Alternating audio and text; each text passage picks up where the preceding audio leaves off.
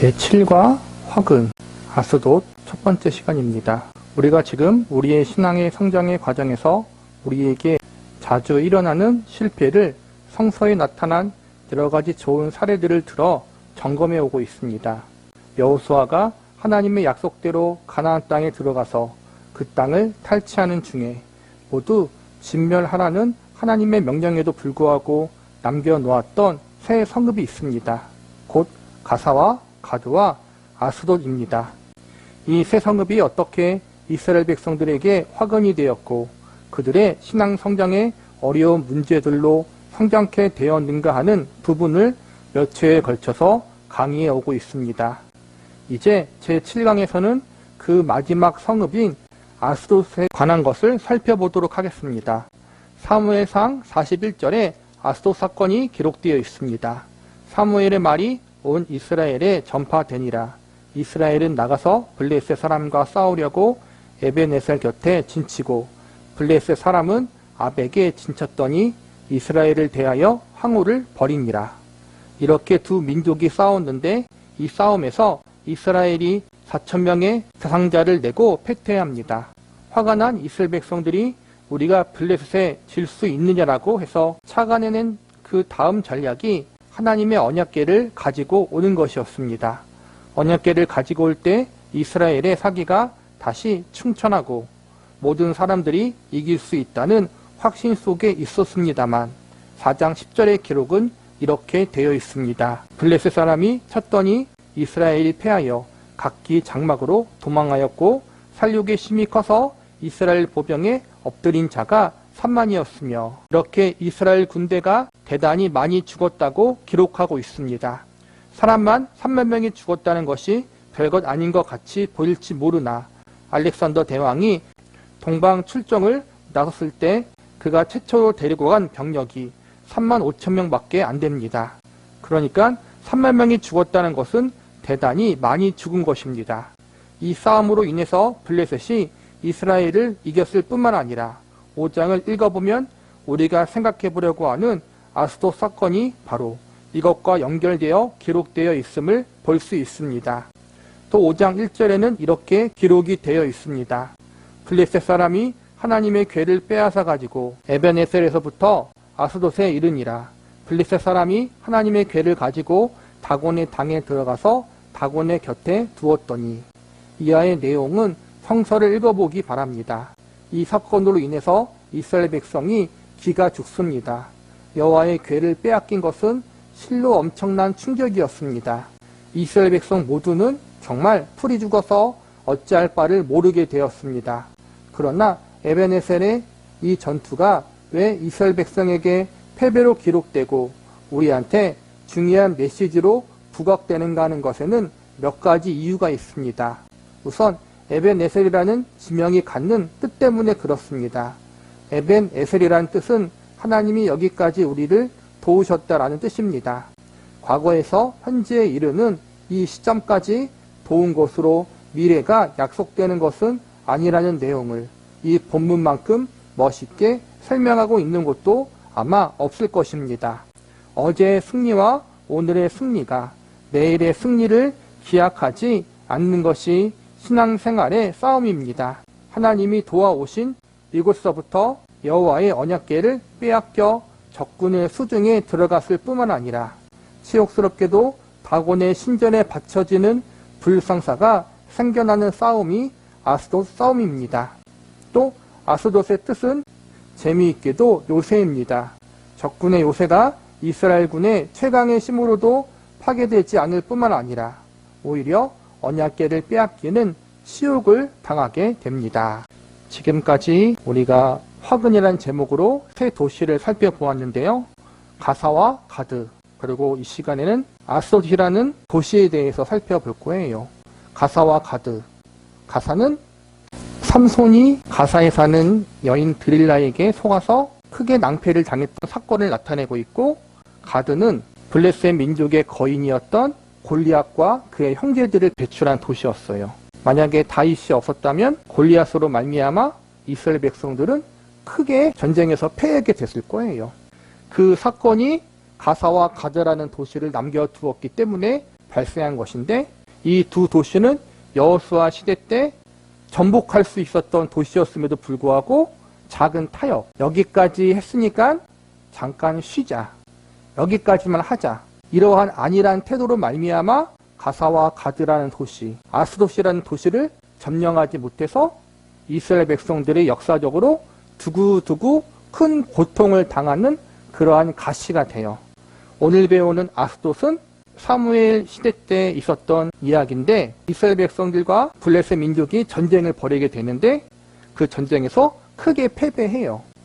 처음에는 에벤에셀이라는 곳에 모여서 전쟁을 했는데 수천 명만 죽고, 또 두 번째는 블레셋 민족에게 이스라엘 백성들이 수천 명이 죽어서 화가 나니까 언약궤를 가지고 왔어요. 언약궤는 하나님의 임재를 상징해요. 그러니까 언약궤를 앞세우고 있으면 블레셋 민족과 싸워서 이길 수 있다고 이스라엘 백성들이 착각을 하고 있던 거예요. 그런데 언약궤를 가지고 왔음에도 불구하고 블레셋 민족에게 패배해서 3만 명이 넘는 사람이 죽게 돼요. 그리고 언약궤는 빼앗겨서 아스돗이라는 도시로 옮겨서 다곤이라는 우상 신전에 바쳐지게 돼요. 블레셋 원수들에게 전쟁에 패하고 또 하나님의 임재를 상징하는 언약궤까지 빼앗기는 사건, 이것이 아스돗 사건이에요. 이스라엘 백성들이 에벤에셀이라는 곳에서 전쟁을 치렀지만 졌어요. 에벤에셀은 하나님의 인도하심에 감사하면서 하나님이 여기까지 인도하셨다라는 의미를 담고 있는 역사적인 장소예요. 그 역사적인 장소, 하나님의 은혜와 하나님의 인도하심을 감사하고 찬양했던 그 에벤에셀이란 장소에서조차도 원수인 블레셋 민족과의 전쟁에서 패배하게 되고, 또 하나님의 임재를 상징하는 언약궤를 가지고 왔지만 그럼에도 불구하고 블레셋 민족에게 패배해서 언약궤를 빼앗기게 됐어요. 이걸 통해 우리가 무엇을 배울 수 있느냐? 과거의 은혜로 오늘을 살 수 없고 미래를 살 수 없다라는 거예요. 과거의 은혜를 받았다면 그 은혜를 잘 간직하고 오늘 역시 과거의 은혜를 주셨던 그 하나님을 의지하면서 오늘을 살아야 되고, 내일과 미래 역시도 과거와 오늘 우리를 은혜로 붙들어 주신 그 하나님을 붙들며 미래를 살아야 되는 거란 말이에요. 근데 이스라엘 백성들은 단순히 역사적인 장소, 또 하나님의 임재를 상징하는 언약궤라는 그러한 종교적인 물건을 통해서 승리를 얻으려고 했어요. 가장 큰 문제는 근데 뭐냐면은 지금 이스라엘 백성들이 하나님 앞에 바로 서지 못했는데 이러고 있었다라는 거예요. 하나님 앞에 바로 서고 은혜를 의지하고 믿음으로 나아가면서 전쟁에 임했던 것이 아니라 단순히 과거의 은혜를 받았던 사건, 과거의 영광에 기대었고, 과거에 크게 자신들을 인도했던 언약궤, 신비한 언약궤를 의지했다라는 거예요. 하나님을 전적으로 의지하며 나가는 믿음이 아니라 종교적인 열심을 의지하며 나아갔는데 결국엔 그것이 실패로 돌아왔다라는 거예요. 하나님 앞에 그들이 믿음으로 바로 서지 않는다면 그 어떠한 종교적인 열심과 의식도 결국엔 소용이 없는 것이고, 내가 지금 하나님 앞에 바로 서지 않으면 과거의 은혜도 소용이 없다라는 거예요. 그런데 이 싸움이 갖는 중요성을 우리가 기억할 필요가 있습니다. 에벤에셀에서부터 빼앗긴 언약궤, 그래서 그것이 적군의 수중에 떨어지고 하나님의 영광도 땅에 떨어집니다. 그러나 하나님이 다곤보다 못해서 이 전쟁에 실패한 것이 아님을 5장을 보면 알 수 있습니다. 다곤의 신전에 여호와의 언약궤를 넣어 놓았더니 다음날 다곤의 팔 다리가 잘려서 몸뚱아리만 언약궤 앞에 엎드려져 있는 것을 블레셋 사람들이 발견합니다. 게다가 전염병이 온 나라에 퍼져들고 많은 재앙이 생겨서 결국 하나님의 언약궤를 돌려보내고야 맙니다. 그러면 이 에벤에셀의 싸움에서 이스라엘 백성들이 의기양양하게 앞세워 가지고 온 하나님의 언약궤를 아스돗에게 빼앗긴 것은 아스돗의 신 다곤이 이스라엘의 여호와 하나님보다 커서가 아니라 여호와께서 돌보시는 이스라엘 백성이 승리를 얻지 못할 만한 이유를 갖고 있기 때문이라는 것이 자명해집니다. 아스돗 사건을 우리에게 하나님께서 얼마나 지독스럽게 알리고 싶으시면 이 사건을 끈질기게 메시지화하고 있느냐 하는 부분을 우리가 주의 깊게 살펴보아야 합니다. 우리의 신앙생활에서 가장 많이 오해하는 부분이 있다면 하나님께서 나에게 나타나시고 내가 하나님께 항복한 것들이 과거로 묻혀버리고 훈장이 되어버린다는 것입니다. 이 세상에는 사람들이 갖는 여러 가지 직종이 있고 직분이 있습니다만 신자들이 기억해야 할 직분 중에 하나가 군사가 아닌가 생각합니다. 군인으로서 이 세상에 부름받은 사람들에게 주는 모든 대접들은 전쟁 하나를 위해서 있는 것입니다. 어느 날 일어날지 모르는 전쟁을 위해 평소에 훈련하고 입고 먹고 준비하는 것입니다. 전쟁 후에 승리한 훈장을 가지고 그 이후의 모든 날을 언제나 칭송받기 위해서 군인이 있는 것이 아니라는 점을 명심해야 합니다. 어제 우리가 하나님께서 도와주신 은혜로 말미암아 승리했습니까? 그건 어제의 일입니다. 어제의 승리가 오늘을 놀아도 될 것으로 기억되지 않기를 바랍니다. 어제의 승리는 어제고 오늘은 새날입니다.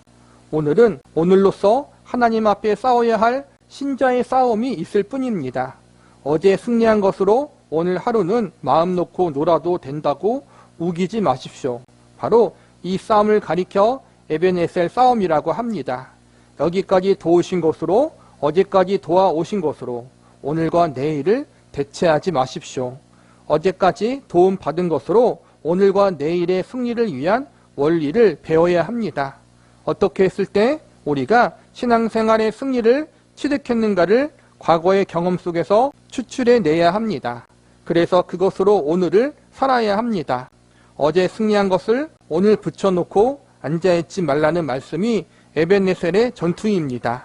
그런데 이 전투에서 더 무서운 것은 그것이 밖으로 나타난 싸움이기 이전에 우리 안에 남겨둔 죄의 뿌리들이 성장한 싸움이라는데 문제가 있다는 것입니다. 그래서 이 싸움을 우리는 이렇게 끌고 나가야 합니다. 먼저 살펴야 할 것은 이 에베네셀 전투에서 나타난 하나님의 언약궤의 상징성입니다. 신앙생활이란 결과적으로 우리가 살아야 할 싸움이지 무엇으로 대체할 싸움이 아닙니다. 언약궤를 갖다 놓을 싸움이 아니라 우리가 하나님 편에 서야 할 싸움일 뿐입니다. 언약궤는 하나님의 인재를 상징하는 종교 물건이에요. 거룩한 물건. 그 언약궤는 1년에 단 한 번 대제사장만 그 지성소에 들어가 이스라엘 온 백성들의 죄를 속죄하기 위하여 그곳에 피를 뿌렸죠. 요단강을 건널 때도 언약궤가 앞서 나갈 때 요단강이 갈라지는 역사가 일어났어요. 이스라엘의 온 백성의 죄를 용서하고 요단강을 가르고 그만큼 언약궤는 이스라엘 백성들에게 있어서 하나님의 인재를 상징하는 또 하나님을 상징하는 것과 같았다라는 거예요. 그런데 중요한 건 하나님을 상징하는 그 언약궤가 이스라엘 백성들을 위해서 싸우는 것이 아니라 그 언약궤의 주인 되시는 하나님이 이스라엘 백성들을 위해 싸우시는 것인데 그러려면 이스라엘 백성들이 하나님 편에 서야 하고 하나님 앞에 믿음으로 바로 서야 한다는 거예요. 하나님 앞에 믿음으로 바로 서지 않고 하나님을 온전히 믿지 않고 우상에 빠져 있고 도덕적 윤리적으로 타락해 있는 상태에 있는데 그냥 언약궤만 가지고 왔고 언약궤만 의지한다고 해서 전쟁에서 승리할 수 있는 것이 아니라는 거예요. 이스라엘 백성들은 자신들이 하나님 앞에 믿음으로 바로 서야 할 부분들을 하지 않고 그냥 언약궤를 가져오는 행동으로 대체하려고 했다라는 거예요. 종교적인 의식으로, 종교적인 열심으로 자신들이 하나님 앞에 마땅히 해야 할 믿음의 선한 싸움을 싸워나가지 않았다라는 거예요. 그 결과 그들은 처참하게 패배하게 돼요. 하나님이 약해서 패배한 게 아니라는 걸 알려주는 내용이 사무엘상 5장에 나오는데 이스라엘 백성들이 전쟁에 져서 언약궤를 빼앗기고 아스돗 안에 있는 다곤 신당으로 바쳐졌어요. 블레셋 사람들이 전쟁에 이겼으니까 이제 이스라엘의 신 여호와 하나님은 우리가 믿고 있는 다곤 신보다 약하다. 그렇게 여기고 다곤 신 앞에 언약궤를 바친 거예요. 예물로. 그런데 다음날 일어나니까 다곤의 신상이 부서져서 언약궤 앞에 널브러져 있는 거예요. 그리고 언약궤를 가지고 갔던 그 아스돗 도시가 질병으로 말미암아 멸망당할 위기에 처해져요. 이것 때문에 블레셋 사람들이 우리가 여호와 하나님의 언약궤를 가지고 와서 이렇게 고난을 당하는구나. 우리가 이걸 가지고 있을 게 아니구나 하고 돌려보내요. 이 사건을 통해서 이스라엘 백성들이 찾아오지 않았어요. 힘으로 찾아오지 않고 하나님이 스스로 다곤을 물리치고 블레셋 민족을 무릎 꿇게 해서 스스로 하나님이 그곳에서 나오신 거란 말이에요. 이걸 통해 하나님이 약해서 다곤 신 블레셋에게 진 게 아니라 이 이스라엘 백성들의 패배 사건을 통해 하나님이 이스라엘 백성들에게 주고자 했던 교훈과 메시지가 있었다라는 거예요. 그리고 그건 아까 말한 것처럼 너희가 하나님 앞에 바로 서야 한다라는 거예요. 너희가. 종교적인 의식과 열심이 그것도 필요하지만 그게 하나님 앞에 바로 서야 할 그들의 행동을 대체할 수 없다라는 거예요. 신자의 생활은 종교화와 신앙의 형태와의 싸움이 아니라 오직 내가 하나님 편에 선 오늘 걸어야 하는 싸움이 있을 뿐입니다. 이 싸움을 예로 들어서 펼쳐보기로 하겠습니다. 제가 요즘 자주 이야기하고 있는 것이 결혼 문제와 대학 입시 문제입니다. 그래서 저에게 이렇게 말씀해 오시는 분이 계십니다. 목사님의 자녀가 지금 중학교에 다니니까 그렇게 속편하게 얘기합니다만 얘가 커보십시오. 그때도 그렇게 하나 보십시다. 제가 이 문제를 좀 풀어서 말씀드리겠습니다. 현실을 모르기 때문에 제가 이런 말씀을 드리는 것이 아닙니다. 현실이라는 단어를 우리가 조금 더 이해해 보기 바랍니다. 몸뚱아리의 실증이라는 점을 말합니다. 현실이란 내가 하나님의 말씀대로 사는 것을 눈에 보이게 펼쳐낼 수 있는 복된 무대입니다. 그것이 왜 타협의 조건이 됩니까? 오늘 우리의 싸움은 바로 여기에 있습니다. 현실이란 결단코 타협의 요소를 이야기하는 것이 아닙니다. 목표가 관악산이라고 하면 목표를 직선거리로 봅니다. 다만 가야 되는 방향은 그것이 아닙니다. 여기 막힌 담 때문에 돌아서라도 가고야 만다는 그 집념을 나타내야 하는 것이 우리 안의 신앙입니다. 막히면 돌아가고 더 크게 막히면 넘어가는 집위한 물의 성질같이 흐르고 흘러 주 그리스도 예수를 향하여 끊임없이 전진하는 것을 신앙이라고 합니다. 거기에 부딪히는 어떤 방해물도 기어이 뚫고 가고 돌아가고 넘어가면서 가고 싶은 곳에 가고야만은 현장의 모습들을 현실이라고 합니다. 이 현실의 모습 중에 하나가 우리에게 대표적으로 성공이라는 이름으로 나오고 행복이란 마음으로 우리에게 나타나 있는 것입니다. 이것이 무대입니다. 이 무대의 조건이 우리에게 성공이란 수상적으로 큰 힘을 갖는 것을 의미하는 것으로 우리 앞에 유혹의 모습으로 타협의 조건으로 제시되고 있습니다. 공부를 잘하는 것이 성공의 지름길인 것이 사실입니다. 그런데 그것이 목표 지점을 가는데 목표 자체를 바꾸라는 것으로 나타나게는 하지 말자는 요구입니다. 공부 잘하는 것이 못하는 것보다 100번 낫습니다. 그러나 그것으로 신앙 행위가 중단되어야 된다면 그만두자는 이야기입니다. 결혼 문제도 동일합니다. 결혼은 하나님이 요구하시는 것입니다. 결혼만큼 중요한 메시지를 가지는 것이 없습니다. 남편은 교회의 머리 되시는 예수 그리스도를 상징하고 부인은 그의 몸된 곧 예수 그리스도께서 몸버리고 피 흘려 사랑하신 그의 교회와 성도를 상징하는 배역으로서 부름받은 것입니다. 한 가족만큼 아름답게 하나님 앞에 부름받은 것은 없습니다. 그것만큼 큰 복은 없습니다. 그러나 그것이 궁극적인 목표가 되어서 하나님을 믿고 예수 그리스도를 섬기는 것이 방해를 받는데도 이것을 먼저 해야 되는 목표로 제시되어서는 안 됩니다. 우리는 신앙생활 속에서 이런 요구를 받습니다. 하나님을 배반하는 일이 요구된다면 목숨을 버리는 한이 있더라도 그 일을 하지 말자. 이것을 우리가 순교라고 합니다. 그래서 모든 신자들이 이것을 고백합니다.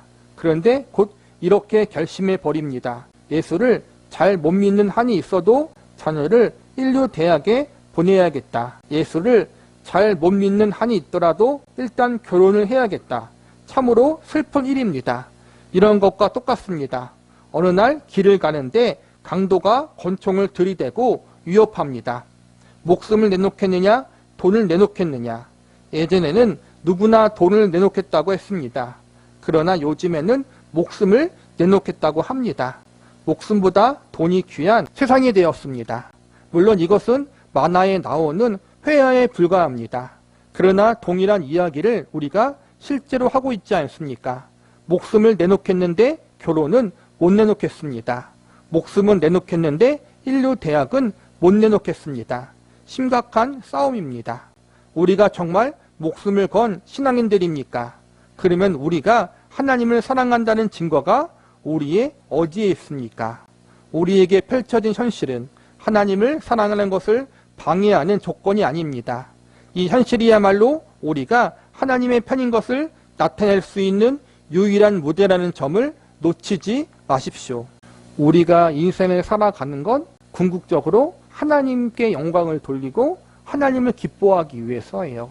신앙생활도 결국에는 하나님 안에서 그분을 영화롭게 하고 기뻐하는 삶을 살기 위한 거예요. 그런데 우리는 그걸 바꿀 때가 많다라는 거예요. 하나님을 믿는 목적, 인생의 의미와 목적, 신앙생활의 방향, 이것이 우리가 잘 먹고 잘 살기 위한 것으로 바꿀 때가 많다라는 거예요. 하나님을 사랑하고 하나님이 가장 귀합니다. 그러나 아직 내가 내 자녀를 포기하지 못하고 배우자를 포기하지 못하고 내가 가장 소중하게 여기는 것을 내려놓지 못하고 있다는 거예요.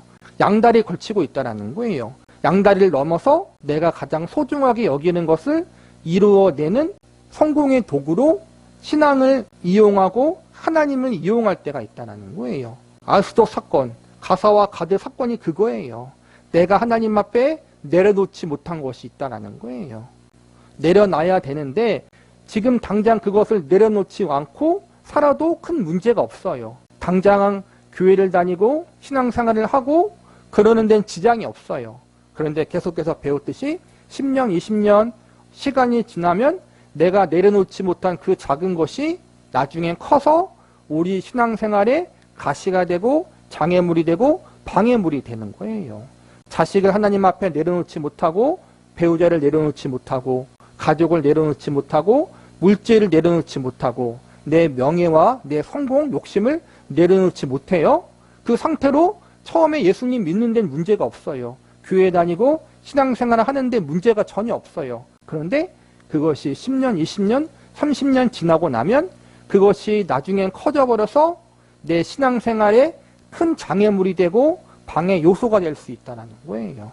그것 때문에 하나님께 더 깊이 나아가야 하는데 그러지 못할 때가 더 많이 생기게 되고 나중에는 넘어지고 흔들리게 된다는 거예요.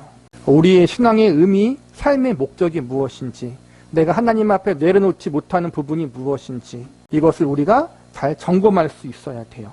우리의 가사와 가드와 아스돗은 무엇인지, 그것 때문에 하나님이 우리를 질책하실 때가 반드시 올 수 있다는 것을 우리가 기억해야 해요. 그 전에 미리 하나님 앞에 항복하고 내려놔야 해요.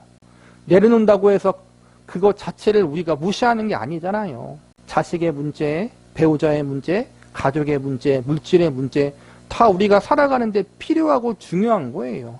하나님이 그걸 업신여기지 않으셔요. 그런데 그것보다 하나님이 더 중요한 자리에 가야 된다는 거예요. 이 모든 것보다 하나님이 더 중요한 자리에 가 있을 때 하나님이 나머지를 책임져 주신다는 사실을 우리가 알고 믿고 신뢰할 수 있어야 돼요. 내 기대대로 모든 것들이 다 잘 풀리지 않을 수 있어요. 하나님 앞에 맡겨놨더니 내 생각대로 일이 잘 되지 않을 수도 있어요. 그러나 결국에는 모든 것을 합력하여 하나님이 선이 되게 하시고 우리에게 유익이 되게 하실 거예요.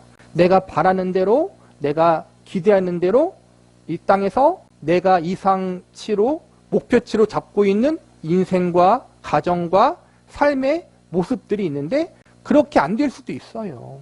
내가 부족할 수도 있고 또 여러 가지 환경적인 문제 때문에 그럴 수도 있고, 그러나 내가 하나님께 그걸 맡기며 나아갈 때 결과가 내 생각대로 되지 않지만 그래도 그것 자체로 하나님께서 우리에게 선이 되고 유익이 되도록 역사하시고 내 기대대로 된 것보다 더 나에게 선이 되도록 역사하실 것을 우리가 믿을 수 있어야 돼요. 그런데 내가 그걸 맡겨버리면 내 이상과 기대대로 이루어지지 않을 것 같으니까 맡기지 못하는 부분들이 많이 있거든요. 근데 그것을 맡기지 못할 때 더 큰 화가, 더 큰 질책이 올 수 있다. 이 현실이야말로 우리가 하나님의 편인 것을 나타낼 수 있는 유일한 무대라는 점을 놓치지 말기 바랍니다. 그런데 우리가 이것을 무엇으로 대체하고 있는가를 보십시오. 지금 이 강해에서 드리는 말씀이 바로 그것입니다. 이스라엘 백성이 에베네셀 전투에서 하나님 편에 서는 것이 아니라 언약궤를 가져오는 것으로 신앙의 싸움을 대체했다는 것이 그들이 실패한 이유입니다. 즉 신앙생활을 하기 위해서 교회에 나오는 것이 아니고 말씀을 듣는 것이 아니고 성경 공부하는 것이 아니고 기도를 하는 것이 아니었다는 말입니다. 기도가 그렇게 살기 위한 도움이 아니라 신앙생활을 못하니까 대치된, 그리고 하나님 이거나 드시고 잠잠히 계시지요 로 제시되는 것이라면 그것은 에베네셀 전투가 되고 말 것입니다. 여기가 무서운 대목입니다. 우리의 신앙생활은 분명하게 저는 하나님을 찬송하는 사람으로 살겠습니다의 신앙 고백과 자세의 한 모습이어야 됩니다. 찬송이 우리가 그렇게 살아야 할 생활을 그렇게 살지 않은 것에 보상이 되어서는 안 됩니다. 여러 곳에서 부부 세미나를 합니다. 또 새신자 세미나도 합니다. 이렇게 하는 이유가 무엇입니까? 하나님의 사람으로 오늘 우리에게 준 현실이 무대 조건이기 때문에 부부가 어떻게 부부된 것에 대한 메시지를 제대로 전할 것인가 하는 것 때문에 모이는 것입니다. 아버지 세미나도 마찬가지입니다. 어떻게 아버지로서 하나님이 오늘 요구하신 이 현실을 무대와 배경 속에서 하나님의 사랑의 메시지를 펼칠 것인가 하는 것 때문입니다. 그래서 그런 모임에 여러분을 초대합니다. 힘써 해야 할 일 중에 하나인 것입니다. 부부로 사는 것이 궁극적인 목표라면 무엇 때문에 세미나를 하겠습니까? 이것이 하나님의 메시지이기 때문에 우리가 이것을 우리의 궁극의 목표로 놓지 않고 하나님의 영광과 그분을 위해 사는 사람으로 놓고 있기 때문에 우리에게 준 현실, 우리 손에 잡힌 내 인생을 하나님께 영광 돌리는 메시지로 어떻게 꺼낼 것인가를 훈련받아야 하는 것입니다. 우리의 전투는 어떻게 되고 있습니까? 우리의 과거가 우리의 현재와 미래를 게으르게 하는 요소가 되어 있다면 이것만큼 경계해야 될 무서운 것은 없습니다. 대표적인 예로 빌립보서 3장 10절을 봅시다. 기억해야 할 말씀입니다. 내가 그리스도와 그 부활의 권능과 그 고난에 참여함을 알려하여 그의 죽으심을 본받아 어찌하든지 죽은 자 가운데서 부활에 이르려 하노니 내가 이미 얻었다함도 아니요 온전히 이루었다함도 아니라 오직 내가 그리스도 예수께 잡힌 바 된 그것을 잡으려고 쫓아가노라. 형제들아 나는 아직 내가 잡은 것으로 여기지 아니하고 오직 한 일, 즉 뒤에 있는 것은 잊어버리고 앞에 있는 것을 잡으려고 표대를 향하여 그리스도 예수 안에서 하나님이 위에서 부르신 부름의 상을 위하여 쫓아가노라. 신자란 그의 과거가 오늘을 보장해 주는 것이 아닙니다. 연금 타먹는 것이 아닙니다. 퇴역 장군들도 아니고 공무원 30년 하고 정년 퇴직한 생활을 하는 사람들이 아닙니다. 이제 천국 가는 표를 얻어 놓았으니 죽는 날까지 죄짓지 않고 요리조리 피해 다니다가 타임아웃 호각을 불 때까지 버티고 있는 싸움이 아닙니다. 지나온 우리들의 과거들이 오늘의 전쟁과 내일의 전쟁에 중요한 원리와 경험들이 되어야 하는 사람들입니다. 이제 남아있는 우리의 생애는 어떻게 승리할 것인가가 점점 더 굳어지고 점점 더 확실해지는 사람들의 집단에 기회여야 됩니다. 그것이 남은 인생의 황금기가 될 것입니다. 앉아서 놀고 먹는 자리로서가 아니라 옛날에는 10번 싸워 한 번의 승리밖에 없었다면 이제는 10번 싸워 8번, 9번 승리하고 드디어 10번 싸워서 10번 승리하는 자가 되는 이런 삶으로의 전진이 있어야 되는 것입니다.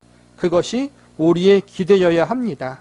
고린도전서 10장에서 이렇게 설명하고 있습니다. 형제들아 너희가 알지 못하기를 내가 원치 아니하노니 우리 조상들이 다 구름 아래에 있고 바다 가운데로 지나며 모세에게 속하여 다 구름과 바다에 세례를 받고 다 같이 신령한 식물을 먹으며 다 같은 신령한 음료를 마셨으니 이는 저희를 따르는 신령한 반석으로부터 마셨음에 그 반석은 곧 그리스도라. 그러나 저희의 다수를 하나님이 기뻐하지 아니하신 고로 저희가 광야에서 멸망을 받았느니라. 그런 일은 우리의 거울이 되어 우리로 하여금 저희가 악을 즐겨한 것 같이 즐겨하는 자가 되지 않게 하려 함이니 저희 중에 어떤 이들과 같이 너희는 우상 숭배하는 자가 되지 말라. 기록된 바 백성이 앉아서 먹고 마시며 일어나서 뛰논다 함과 같으니라. 저희 중에 어떤 이들이 간음하다가 하루에 23,000명이 죽었나니 우리는 저희와 같이 간음하지 말자. 저희 중에 어떤 이들이 주를 시험하다가 뱀에게 멸망하였나니 우리는 저희와 같이 시험하지 말자. 저희 중에 어떤 이들이 원망하다가 멸망시키는 자에게 멸망하였나니 너희는 저희와 같이 원망하지 말라. 저에게 당한 이런 일이 거울이 되고 또한 말세를 만나 우리의 경계로 기록하였느니라. 이스라엘 백성이 살아온 그 역사는 이 기록과 똑같습니다. 수많은 기적의 과거를 갖고 있는데도 늘 넘어지는 역사를 기록하고 있습니다. 쉽게 이렇게 생각하지 마십시오. 그렇게 하나님께서 복을 주셨는데도 믿지 못하니 욕먹어도 싸지. 아닙니다.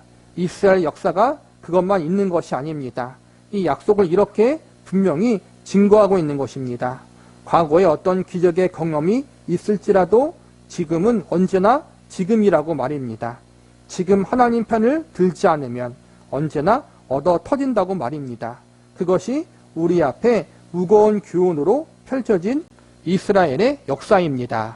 남편 세미나, 부부 세미나, 자녀 세미나 이런 세미나를 교회에서 많이 해요. 이렇게 하는 건 우리가 인생을 사는 데 있어서 도움이 되기 위해서 하는 것도 있겠지만 인생을 살면서 어떻게 하나님의 자녀와 백성으로서 합당하게 살아가야 할지 성경적인 가정, 성경적인 부부, 성경적인 부모 이것을 배우기 위해서 다니는 것이고 이걸 통해서 하나님 앞에 더 믿음의 사람으로 바로 서기 위해 배우려고 하는 목적이 있는 거예요.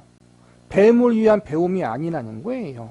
단순히 좋은 배우자, 좋은 부모가 되는 것이 최종 목적이 아니라 하나님 앞에서 믿음의 부모가 되고 믿음의 배우자가 되고 믿음의 가정이 되기 위해 배우는 것이고 그것이 하나님이 기뻐하는 것이기 때문에 그것을 배우는 거란 말이에요. 또 우리는 그것이 반대가 될 때가 많다는 거예요.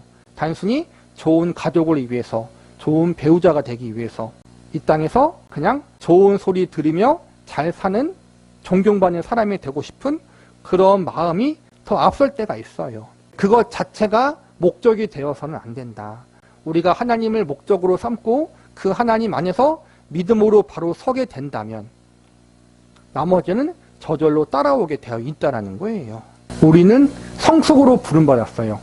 예수님으로 말미암아 구원받아서 하나님의 자녀와 백성이 되어서 지옥에 안 가고 천국 가게 된다. 이것이 끝이 아니라 이 땅에서 하나님을 더 알아가고 예수님을 닮아가고 사랑하는 믿음의 성숙의 존재로 자라나고 성장하는 과정 가운데 우리를 하나님이 부르셨다는 거예요. 그래서 우리는 더 믿음적으로 성숙해야 되고 믿음적으로 성화되어야 되고 하나님을 더 깊이 알아가야 되고 닮아가야 되는 그러한 자리에 나아가야 해요.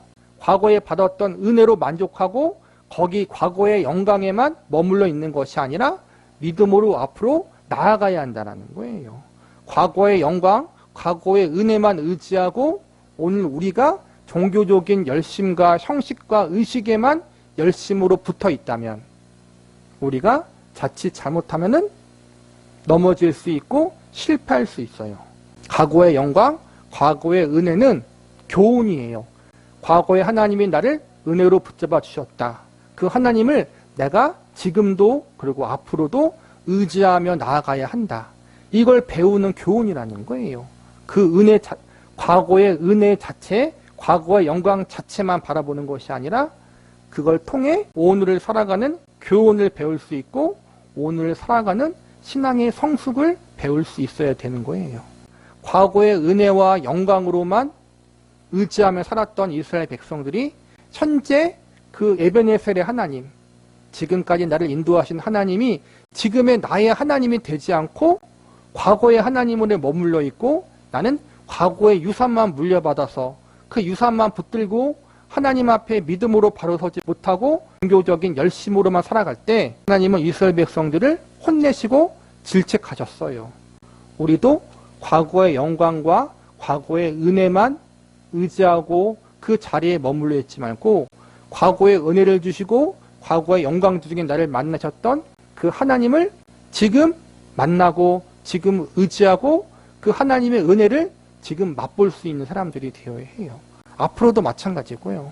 하나님 앞에 지금 믿음으로 살아갈 수 있는 사람들이 되어야 해요. 제7강 아스돗 두 번째 시간입니다. 우리의 과거에 아무리 큰 기적을 갖고 있어도 이스라엘만큼 갖고 있지 않을 것입니다. 그래도 그들이 바벨론의 포로가 되었던 것을 기억하십시오. 그들이 예수 그리스도를 배척하고 2000년 동안 세계 여러 민족 앞에 괄시와 천대를 받으며 유리하는 자가 되었던 것을 기억하십시오. 그 엄청난 구약의 복된 기적의 역사를 가졌는데도 하나님이 절대로 긍휼히 여기지 않고 쫓아보내셨습니다. 오늘의 싸움은 오늘입니다. 내일은 또 내일입니다. 어제로 꿈꾸고 앉아있지 마십시오. 고린도전서 10장이 이 말씀을 대표적으로 이렇게 설명합니다. 홍해를 건넜지만 맞아 죽은 자가 있고 그걸 보고 돌이켜 또 나가면 또 얻어터진 자가 있다. 그래서 고린도전서 10장 12절에 유명한 말씀이 나옵니다. 그런즉 선줄로 생각하는 자는 넘어질까 조심하라. 참으로 놀라운 말씀입니다. 하나님의 말씀의 정확함은 쪽집기 같습니다. 우리는 도대체 하나님을 두려워하는 것이 어디 있고 우리가 도대체 하나님을 신뢰하는 것이 어디 있습니까? 선줄로 생각하는 자는 넘어질까 조심하라. 참 부끄럽기 짝이 없는 부분입니다. 지나온 어제로 오늘이 쉬울 것이라고 생각하지 마십시오.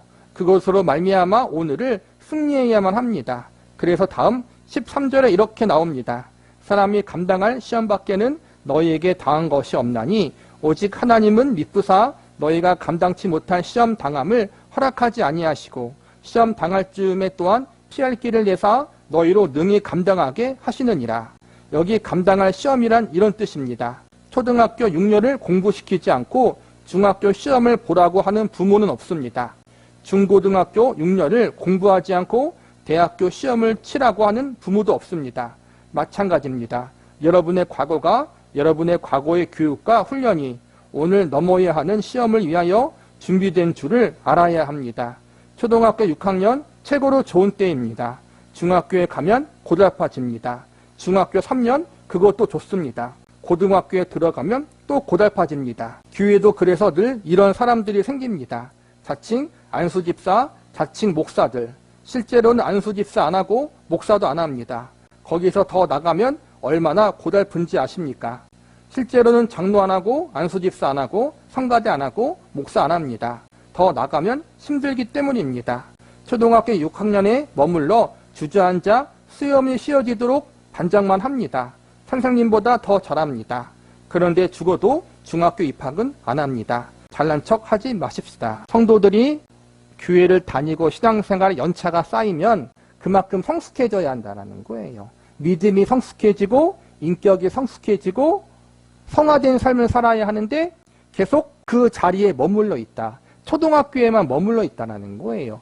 초등학교에서 중학교, 고등학교, 대학교, 사회인이 되어야 하는데 초등학교가 제일 쉬우니까 제일 좋잖아요. 그러니까 신앙생활도 나에게 가장 쉬운 부분, 내가 가장 좋아하는 그 자리에서만 머물러 있다는 거예요. 물론 내가 새신자고 교회 다닌 지 별로 안 되면 괜찮아요. 그런데 하나님이 더 나아가기를 원하고 우리의 신앙은 자라나야 하는데 아직까지 자라나고 있지 못하다라면 우리가 반성해야 한다는 거예요. 낙제만큼 부끄러운 것이 없는데 웬일인지 교회만큼 낙제가 자랑인 것도 없을 것입니다. 6에 12반, 반을 나눠 6학년 12반이 아니라 6학년을 12번 다녀서 6학년 12반인데 그걸 자랑이라고 뽐내고 다니며 다른 사람은 너무 부러워하면서 다니고 있는 것입니다. 이런 답답한 일들이 교회의 정통으로 굳어지는 날은 희망이 없습니다. 빨리빨리 진급해야 합니다. 중학생이 되시고 고등학생이 되십시오. 4 곱하기 4는 16, 5 곱하기 6은 30. 이것 잘 외운 것으로 뽐내지 마십시오. 구구단 외운 것으로 수학을 통달한 것처럼 생각하고 아르키메데스도 나오고 피타고라스도 나와라 하는 것이 아무짝에도 쓸모없는 짓입니다. 더 이상 웃기지 마시고 진급을 하십시오. 그래서 드디어 수학은 참 어렵구나, 국어도 어렵고 국사도 어렵구나 하는 것을 배우십시오. 그 지점에 도달하는 사람만이 겸손을 알게 됩니다. 오늘을 공부해야 할 일이 있고 오늘 예습할 일이 있고 오늘 숙제할 일이 있는 것입니다. 6학년을 20년쯤 다녔는데 숙제할 것이 어디 있겠습니까? 그렇다고 이렇게 오해하지 마십시오. 신앙의 첫 출발을 하는 사람이 모든 마음을 들이지 못하고 천리길도 한 걸음부터라는 식으로 이제 시작하는 한 걸음을 내딛는 사람이 있을 수 있습니다. 이것과 혼동하지 마십시오. 신앙생활을 그래서 선교사를 파송하는데 헌금을 하는 사람과 내 신앙을 이제 바로잡기 위하여 그 첫걸음으로 11조를 내는 사람과는 다른 것입니다. 아까 말한 것처럼 새신자들, 초신자들은 성경헌금을 내고 11조를 내고 교회 주일에 빠지지 않고 이것만 해도 잘하는 거고 칭찬받은 거예요. 그렇죠? 초등학생 정도의 수준으로 해도 칭찬받을 수 있어요. 곱하기만 잘해도 칭찬받는다라는 거예요. 그런데 우리는 아까 위에서 말한 것처럼 6에 12반, 6학년을 12번 하고 있다. 70년 동안 그러고 앉아있으면 안 된다라는 거예요. 6년 했으면 졸업해야 되는데 아직도 신앙생활 한 지 20년, 30년 됐는데 초등학교 수준에 넘지 못하고 구구단만 외우고 있다라면 그것을 자랑으로 삼고 있다면 안 된다라는 거예요. 나는 주일날 빠지지 않고 11조 잘하고 하나님 앞에 기도도 열심히 하고 그거는 이제는 당연한 거예요. 당연한 것. 이젠 그 이상 우리가 성숙을 향해 계속 나아가야 하는데 자꾸 거기만 머물러 있어서 그것만 잘하고 있다라고 내 자신을 자랑하고 내 자신이 다른 사람보다 낫다고 우월의식을 느끼면 안 된다는 거예요. 아, 신앙생활이 참으로 쉽지 않구나 라는 것을 우리가 깨닫고 다른 사람을 볼 때 아, 저 사람도 고생하고 있구나 라는 마음이 드는 것이 신앙생활의 성숙의 첫걸음이라고 생각해요. 인생 사는 게 초등학생들은 모르잖아요. 중학생까지 모를 거예요. 그렇죠? 나이를 먹고 나면 아, 인생이 참으로 쉬운 게 아니구나라는 걸 알게 되잖아요. 그렇죠? 살면 살수록 인생이 쉬운 게 아니에요. 그렇죠? 그게 성숙이에요. 신앙생활도 마찬가지라는 거예요. 그런 성숙한 마음으로 겸손한 마음으로 더 하나님을 의지하게 되고 신앙의 연륜이 깊을수록 더 모르는 게 많은 걸 알기 때문에 신앙생활을 하고 성경을 보면 볼수록 모르는 게 더 많아지기 때문에 하나님을 더 의지할 수밖에 없다는 겸손한 마음을 가지게 되는 게 성숙이고 옆에 있는 연약한 성도들을 그렇기 때문에 품어줄 수 있는 게 성숙이라는 거예요. 우리가 그 자리까지 가야 된다는 거예요. 내가 추수할 때가 되어서 고개를 숙이는 결실기에 있는데 고개를 숙이지 못하는 사람과 온유열 모내기 할 때 뭐와는 다릅니다. 쌀이 추수하게 되면은 고개가 숙여지잖아요. 누렇게. 근데 모내기에 하는 쌀은 뾰족뾰족해요. 아직 파릇파릇하다라는 거예요. 내가 신앙이 성숙해서 겸손하게 숙여질 사람이 있고 아직은 겸손하지 못해요. 성숙하지 못해서 그걸 잘 구분하라는 거예요. 내가 이제 성숙할 신앙의 연륜이 된 사람이 아직 겸손하지 못하고 교만하다면 회개해야 되고 아직은 내가 좀 신앙의 성숙이 되지 않았기 때문에 이리저리 들이박을 수 있는 때가 있다는 거예요. 제가 예전에 가장 많이 박치기 하는 사람 중에 이동원 목사님이 계셨습니다. 목사님께서 목회도 잘하고 유명하신데 어쩐 일인지 후배를 안 키우시는 것 같았습니다. 그래서 만날 때마다 박치기를 했습니다. 그럴 때 이동원 목사님은 저를 이렇게 꾸중하셨습니다. 이봐 박 목사, 왜 밤낮 고개를 살무사처럼 들고 다니며 들이대는 거지? 익은 곡식은 고개를 숙이는 법이야. 이 말처럼 귀를 죽이는 말이 없었습니다. 익은 곡식은 고개를 숙이는데 나는 왜 살무사처럼 뻣뻣한가? 그렇게 고민을 하다가 어느 날 문득 그 해답을 발견했습니다. 그래서 제가 이동원 목사님께 달려가 이렇게 말했습니다. 목사님, 모내기 할 때 고개 숙이는 모를 보셨습니까? 우리는 분명히 하나의 과정을 통해 완성됩니다. 모내기 할 때 고개 숙이는 것은 도열병에 걸린 것 외에 고개 숙인 벼가 없습니다. 그때는 군화실은 발로 밟으면 군화 밑창이 구멍이 나도록 뻣뻣해야 합니다. 이런 기간을 거치지 않으면 결실기가 오지 않는 법입니다. 그러나 모판에 있다가 모내기 했는데 가을에 다시 모판으로 돌아오는 실수는 말아야 합니다. 우리의 신앙이 성장하고 있느냐 있지 않느냐, 내가 이제 출발한 것이냐 다음 단계를 넘어가고 있지 못하고 있느냐는 본인밖에 판단할 사람이 없습니다. 이 싸움에서 분명히 성장해야 되는 사람들이 가져야 하는 분명한 문턱은 이것입니다. 내가 건너야 할 부분에서 가지고 올 신앙의 어떤 형태가 있기보다는 내 마음에서 뽑아버릴 것이 우선한다는 성서의 지적입니다.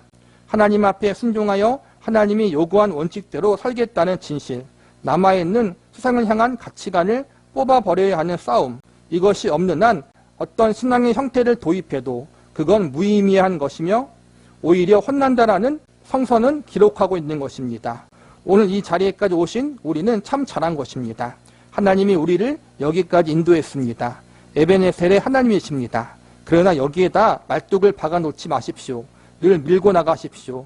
여기까지가 늘 내가 서 있는 자리까지만 이 길을 권하고 싶습니다. 여기가 과거의 지점이 아니기를 원합니다. 내가 서 있는 곳이 언제나 에베네셀이기를 바랍니다. 그 싸움이 우리에게 있어야 합니다.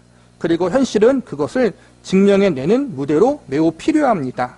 그리고 그 길을 가다가 지쳐서 죽으면 그것을 성서는 순교라고 이야기하고 있습니다. 죽도록 충성하라고 되어 있습니다. 그것만큼 하나님이 기뻐하시는 것은 없습니다. 목사님, 그렇게 하다가는 정말 죽게 돼요. 이런 항변이 있을지 모릅니다. 그러나 죽으면 얼마나 행복한가를 꼭 다시 말해야 됩니까? 살아서 우리가 겪는 이 고통에 비하면 죽어서 우리가 누릴 복은 상상할 수도 없다는 것을 명심하시기 바랍니다. 그것이 쇼를 보러 갔다가 극장 지붕이 무너져서 죽은 것과 하나님을 위해 살다가 굶어 죽은 것과를 비교할 수 있는 문제겠습니까? 이 원칙만은 우리에게 결단코 타협될 자리도 없고 양보할 자리가 있어서는 안 되는 결심인 것입니다. 그리고 그 길을 가는 사람에게만 다음과 같은 기도를 할 수 있는 특권이 비로소 주어집니다. 주여, 제가 이 길을 넘어가야 되는데 힘이 없습니다. 불쌍히 여기십시오. 마음은 원인데 육신이 약합니다. 그러니까 젊은 시절 방에서 목사님이 많이 들이받고 다녔다라는 거예요. 자기가 겸손하지 못했다라는 거예요. 그때는 아직 자라나고 있었으니까 그러고 있는 거고, 이제는 내가 성숙할 때가 되니까 겸손해져야겠죠. 그 때와 시기를 잘 분별해야 된다라는 거예요. 우리가 신앙생활이 한지 별로 안 되고 젊었다면 들이박아도 용서가 되지만, 그렇지 않고 연륜이 쌓이고 어느 정도 내가 이제는 직분이 있고 신앙생활을 오래 한 사람이라면 우리가 겸손할 줄 알아야겠죠. 이걸 판단할 사람은 본인이라는 거예요. 본인이 그만큼 영적으로 분별력을 잘 가질 수 있어야 된다는 거예요. 그리고 우리가 과거의 은혜, 과거의 영광에만 머물러 있는 것이 아니라 에베네셀, 지금까지 인도하신 하나님께 감사하는 것. 그 에베네셀이 과거의 에베네셀이 아니라 오늘 이 시간에 에베네셀이 되어야 한다는 거예요. 1년 전에 에베네셀이 아니라 오늘, 지금 에베네셀. 지금 이 자리에 나를 인도하신 하나님께 감사할 수 있는 사람. 그 하나님께 내가 최선을 다하고 충성을 다하고 순종을 다할 수 있는 우리가 되어야지 과거의 영광에만 머물러 있지 말자라는 거예요. 하나님을 만났을 때 사람마다 다르겠지만 중간에 예수님을 믿은 사람들은 사도 바울 같은 경험이 있을 거예요. 예수님을 만났던 그 경험, 강력한 경험이 있을 거예요. 내가 회심을 경험하고 중생을 경험하고 혹은 어떤 큰 은혜의 체험을 했을 때, 그때가 내 신앙생활의 터닝 포인트가 될 수는 있어요. 그리고 그러한 경험은 중요한 거예요, 참으로. 그런데 그 순간만 에베네셀이 아니라는 거예요. 그 순간만 중요한 게 아니라 그때 나를 만나시고 나를 변화시켜 주신 하나님이 지금 이 순간 나와 함께 하시고 내 삶을 붙들고 있고, 내가 그 하나님을, 그 예수님을 내가 온전히 나의 주인으로, 나의 구원자로 믿고 있다는 사실을 기억하고 그 하나님 앞에서 내가 성실하게 최선을 다하는 삶, 그 하나님 앞에 그 하나님의 주인 되시는 삶을 우리가 살 수 있어야 된다는 거예요. 에베네셀은 과거로 끝나는 것이 아니라 오늘 지금 그 에베네셀의 하나님이 되어야 한다. 이걸 반드시 잊지 말아야 된다는 거예요. 그 에베네셀의 하나님이 오늘 이 순간에 하나님이 되신다면 어떠한 기도가 되고 어떠한 신앙생활이 될까? 겸손하고 성실하게 충성되이 살아갈 것이고, 또 하루하루 매일 하나님 앞에 선한 청지기로 살아갈 것이고, 무엇보다 선한 청지기, 성숙한 믿음의 사람으로 살려고 하지만 내가 그렇게 살 능력이 부족하다는 걸 깨닫고 매일매일 여기에 나왔던 것처럼, 주님, 제가 하나님 앞에 이 길을 온전히 걸어갈 힘과 능력과 지혜가 부족합니다. 저를 불쌍히 여겨주시고 저를 도와주세요. 에베네셀의 하나님이 오늘의 하나님이며 우리는 매일매일 이런 기도를 하며 나아갈 수밖에 없다라는 거예요. 저는 개병대에 지원 입대에 복무하다가 만기 제대를 했습니다. 우리가 잘 아는 대로 해병대가 워낙 거칠고 대담한 군대에서 개병대라는 별명이 붙어 이렇게 한번 표현해 봤습니다. 이 해병대에 훈련을 시키는 것이 아니라 사람을 골탕 먹이는 것으로 만족해하는 사람들이 있었습니다. 저는 여름에 훈련을 받았습니다. 어느 날 훈련 때 완전 무장을 하고 아스팔트를 포복하라고 했습니다. 군복 소매를 걷어올려 맨발인 채로 아스팔트 위를 엎드려 기어가라고 했습니다. 아스팔트는 물컹물컹 복사위를 뿜어 35도 45도를 웃도는 경상남도 진해시 그 바닥을 기고 있는데 철문은 미국제라서 사이즈가 너무 커 머리 위에서 덜컥덜컥거리고, 그런데 훈련을 시키는 조교들이 완전 무장을 하고 엎드려 기고 있는 우리들의 배낭 위를 밟으며 뛰어다닙니다.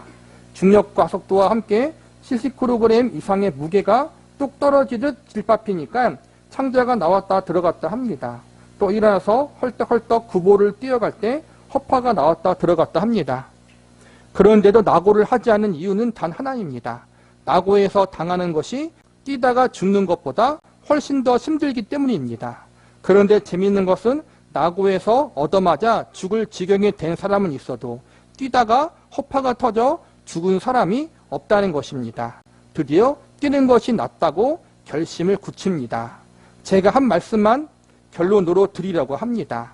하나님을 믿고 이 길을 간 사람 중에 슬픔과 아우성 속에 눈을 감은 사람은 없습니다. 그러나 그러지 않고 앉아있다가 하나님께 얻어터진 사람 중에 우리의 귀청을 따갑게 아우성 친 사람이 성서의 창세기부터 요한계시록까지 기록되어 있습니다. 박영선 목사님이 해병대를 나왔나 봐요. 훈련도 힘들고 군기가 강하잖아요. 훈련을 받을 때도 엄하게 받았네요. 완전 군장에서 포복하고 교관들이 발로 밟고 다녔다. 이러면 오늘날 신고 당하겠지만 이때는 40년 전이니까 낙오에서 발금 당하는 것보다 죽어라 뛰어다가 가는 게 훨씬 낫다. 예수님 앞에서 믿음의 고난을 당하고 고생을 하는 게 뺀질뺀질거리고 딴청하다가 얻어 터지는 것보다 낫다. 하나님 앞에 충성되이 하다가 믿음의 연단, 믿음의 고난 당하고 크게 어려움 당하는 것이 뺀질뺀질하게 살다가 얻어 터지는 것보다 훨씬 낫다라는 거예요.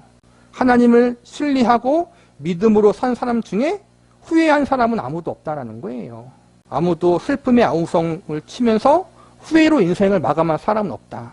하나님은 믿을 만한 분이고 신뢰할 만한 분이라는 거예요. 그런데 그러지 않고 아까 말한 것처럼 유령 비우고 수상과 양다리 걸치고 하나님도 믿고 수상도 따라가고 하나님도 섬기고 수상도 사랑하고 이러다가 얻어 터진 사람은 창세기부터 요한계시록까지 가득 기록되어 있다는 거예요. 그러면 우리는 어떻게 살아야겠는가? 하나님을 신뢰하며 그 하나님 앞에 충성되이 살아가야 한다는 거겠죠.